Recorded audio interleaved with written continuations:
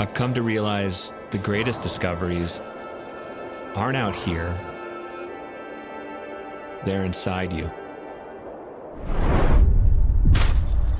One of the shortfalls I think many people have is that they allow all these distractions and fears and doubts to get into their head and sabotage them.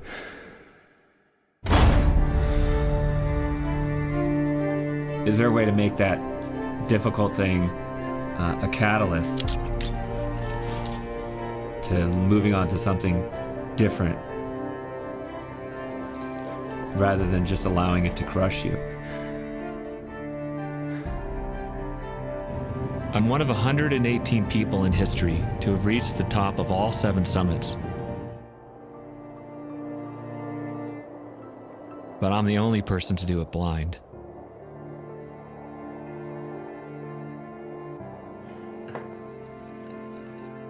I may not be able to see, but I can still show others what's possible.